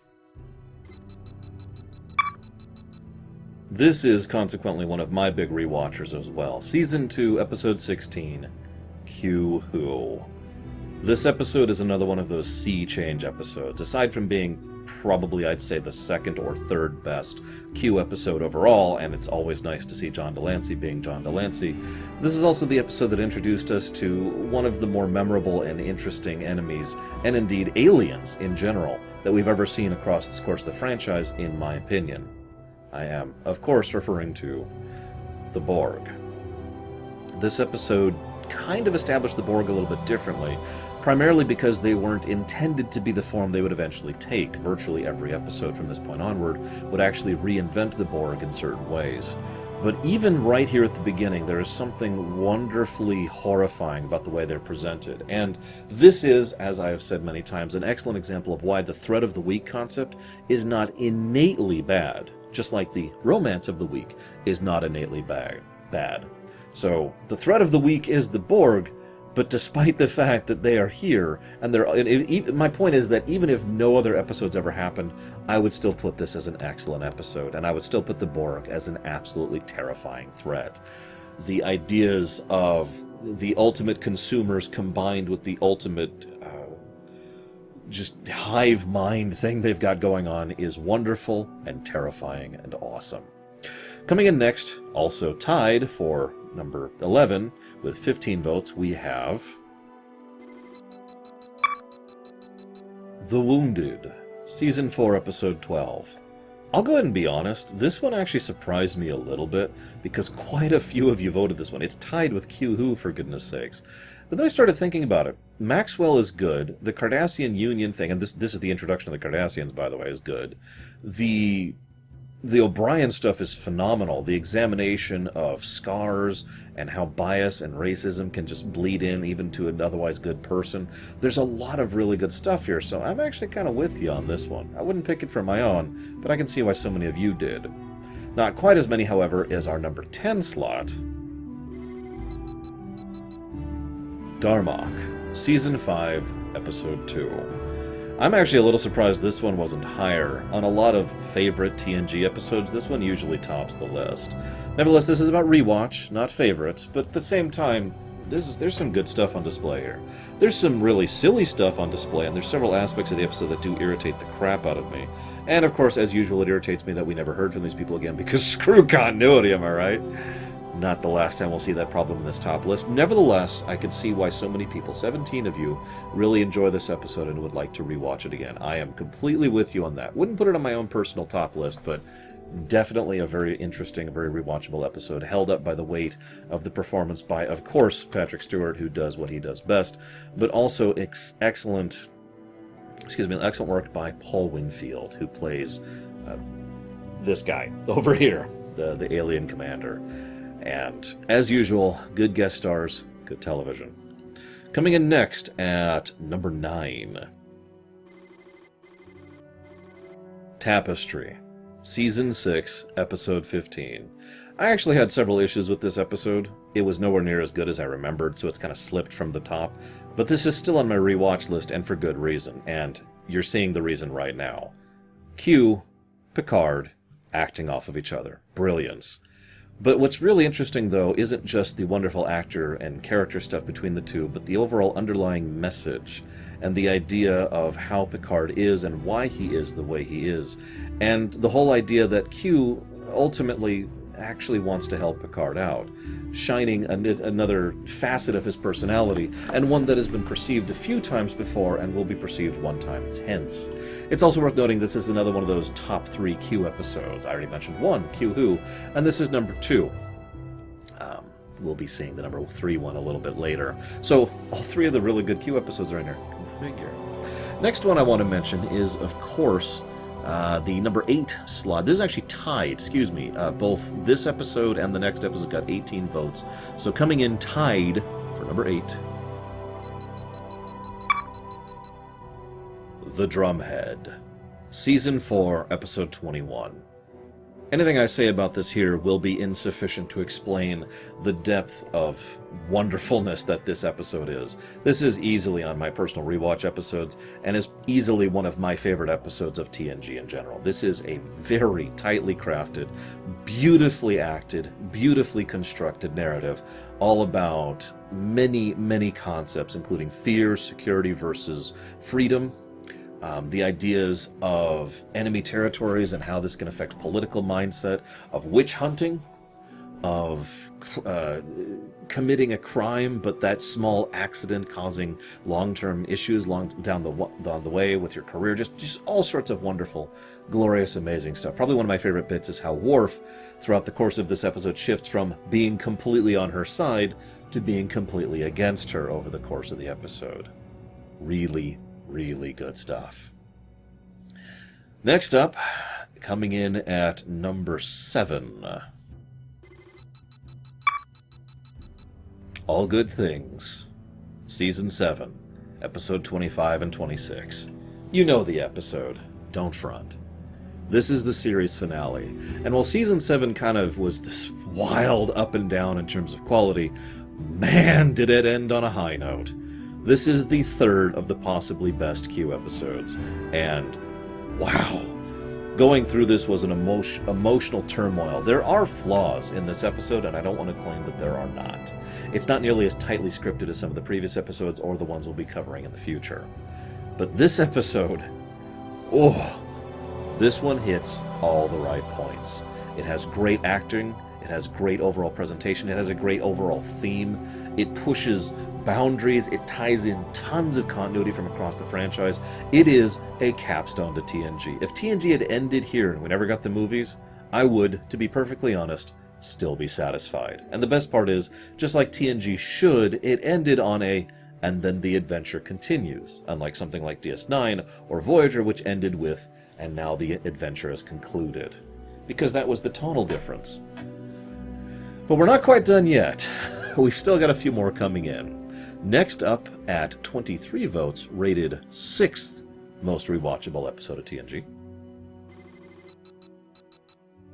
I bet you know the episode just from watching this. Season 5, Episode 18, Cause and Effect. I love this episode. This is easily my favorite Brown and Braga script ever. And the way they used the loops, the way they varied the directing, the way they built the suspense, the way they start. This is one of my favorite cold opens in Star Trek history. I could just gush and gush and gush and gush and gush about this episode. And I have very, very few complaints or nitpicks about it. Absolutely awesome television. Love it. And apparently, so do 23 of you. But 23 of you also love the 5th best, which I guess is tied for 5th, which would be Season 3, Episode 10, The Defector. James Sloyan makes yet another appearance as an excellent guest star in an excellent episode, all about... God, I don't even know where to start. It's an episode about loyalties. It's about the Romulans in general. It's an episode about being manipulated against your own kind. It's kind of got a Cold War thing going on. There's political intrigue in the background. There's character stuff as he is portrayed alongside Data, who is, of course, an excellent character to put someone like him across. Picard is constantly butting heads with him. There's the brilliance of the fact that they actually had the Klingons in the background. Just, I could gush so much about this episode. Love this episode, and also on my personal rewatch list. Yes, I'm over 5. Shut up. Next up, we're getting into the big boys now. We're up to the top 4. For number 4 is... Season 2, Episode 9, The Measure of a Man. This episode is phenomenal, in my opinion, and a very necessary step for the franchise as a whole, which is funny given things that happened in Picard, but we'll talk about that much later. This episode by Melinda Snodgrass is a legal drama that somehow manages to be a massive, huge setting examination and thematic work all about the rights of disposable people. This is a Data vehicle. It's a Picard vehicle. Riker gets some good stuff in here. The guest stars do a good job. Like I said, the script is extremely tightly written. The poker analogy contains throughout. There's an excellent portrayal of intangible versus tangible. Again, I'm just going to gush. 26 of you wanted this one, but at the number 3 slot, here we have 27 of you voting for this, your number 3 most rewatchable episode of TNG, The Inner Light. This is not even remotely a shock. If anything, I'm surprised this isn't a little bit higher. While I do have issues with this episode, Season 5, Episode 25, and the probe thing is total nonsense. I think we can accept that. And I hate how they just keep cutting back to the Enterprise crew. But other than those 2 nitpicks, this is a very good episode, listed entirely on the weight of Picard's performance and the overall theme of the work, the idea that we are all impermanent and thus must do what we can now because that's all we got. A very, very good episode, and an episode I almost always hear alongside Tapestry for basically the same reason, but still surpassed by 2 more. We're getting down to the point where, Process of Elimination has left only a few episodes left. So, coming in at number 2, I am a little surprised this one was this high on the list, with 35 of you voting for this for your most rewatchable, ladies and gentlemen, Season 3, Episode 15, Yesterday's Enterprise. Oh, don't mistake me, I understand it. Well, there are a couple of little loopholes and issues with this episode, and it's not as tightly written as I would like. The core beats are fantastic. Denise Crosby does a good job returning as Tasha Yar. The romance actually clicks better than it should. The connections between the old captain and the new captain are excellent. We see a different shading of Picard and his relationship with the crew thanks to the new timeline because it's the same people, just different circumstances. The Klingon War and how desperate it's being portrayed as. The inclusion of the old sets and the stuff. Just, there is a lot to like about this episode, and I will freely admit this is a big rewatch for me too. It's also funny because it was historically relevant, not for reasons you'd think, not for the Sela thing, or for how it was relevant to the Klingon, Federation Alliance, although those are big things as well. No, it is Picard's big speech. Let us make sure that history never forgets the name Enterprise. And we never have. So by process of elimination, you know what's coming up, so do me a favor and pretend to be surprised when we reveal the most rewatchable episode of Star Trek The Next Generation, Season 3, Episode 26, and Season 4, Episode 1, The Best of Both Worlds. Commonly considered the pinnacle of Star Trek in popular media, but also considered one of the best TNG episodes of all time. An astonishing 54 of you voted for this one, which is no surprise whatsoever to me. Wow, what else can I say about this? I've talked about it, I discussed it at length. Episode 1 obviously works much better than Episode 2 in my opinion, but the Riker stuff, the Picard stuff, the Borg and the way they're portrayed, Shelby and her inclusion and the way they use her in the narrative, there is a lot of very good stuff here that I could gush about for a long time. But more than anything else, this episode did something special. It pushed TNG into popular culture in a way very few other things ever have.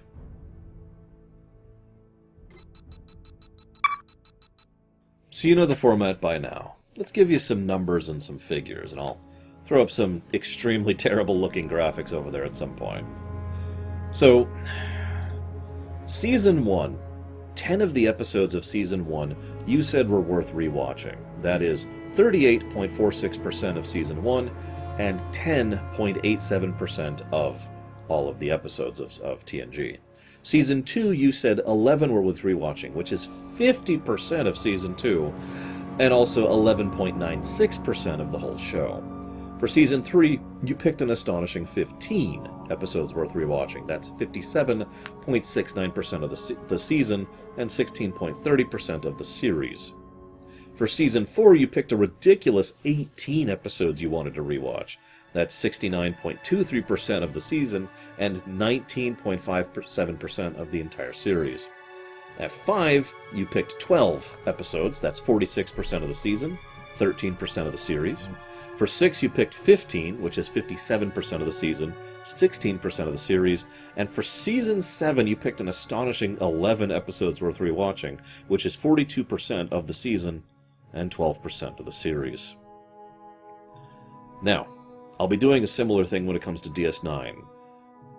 If you asked me some time ago my least favorite season and my most favorite season from TNG, my answers would be fairly plain. My least favorite would be Season 1, and my most favorite would be Season 3.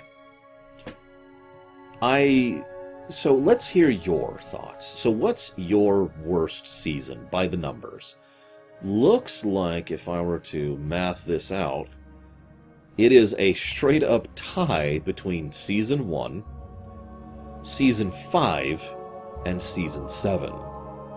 If I was to go by your guys' votes with regards to best TNG season, it would be... I'm pretty sure... Yep, nope, I'm right. It would be Season 4, which has some really, really good stuff in it, so I can absolutely see why you would do that.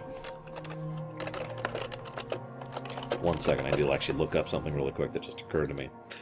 So, have my thoughts changed since then? Oh, absolutely. But what's really interesting is I'm not 100% sure how to voice this, because my least favorite season is now Season 6. I know that's a weird pick, but looking through Season 6 just kind of... There's a lot of weird, no thank you kind of episodes in there, and quite a few of them really don't work for me. Even though it's not as bad, it doesn't have some of the clunkers that certain other seasons have, it certainly has a lot of just generally episodes. Like here, let me pull this over into my main monitor. We've got, Man of the People, we've got True Q, which didn't work for me, we've got Rascals, Fistful of Datas, which was Quality of Life, which was Aquiel, which was We have some great stuff in Season 6, don't mistake me. But that's sort of my point, isn't it? Picking a favorite season, that's actually much harder. I'm going to go and default to Season 5, actually, because there's a lot of really good, just generally high-quality stuff in Season 5. But this is actually the point I'm reading to. Over in Deep Space Nine, the video that'll be going live tomorrow, we're going to go through the same general process here. And I'll list my favorite season and my least favorite season, and how that's changed. But with TNG, what I'm left with is ultimately exactly what TNG is. More highs, more lows. The good of this show was phenomenal, and the bad of this show was total dreck. This is one of the reasons I think why we had such a huge spread of both skips and rewatches and power outages. And I mean this with total sincerity. There's not the power outage part. There's a lot of excellence in TNG and a lot of crap, and it's spread out. It's not like there's one season where just everything was bad. Even Season 1 had good episodes. And even Season 7 had good episodes. And even Season 3, which is one of the darling seasons, had really bad ones. Even some of my favorite seasons had bad ones. I'm not sure I can name a favorite, is kind of my point. I would have to stretch it across like 4 and 5 and maybe 2 in that as well. Because there's just such a weird variety to TNG. And that's the point, isn't it? This was Star Trek reinventing itself. This is what built the foundation that would eventually become Deep Space Nine, Voyager, Enterprise, the Abrams films, and Modern Discovery, and Picard, as well as Lower Decks, and whatever else is coming out at this point, I don't even know.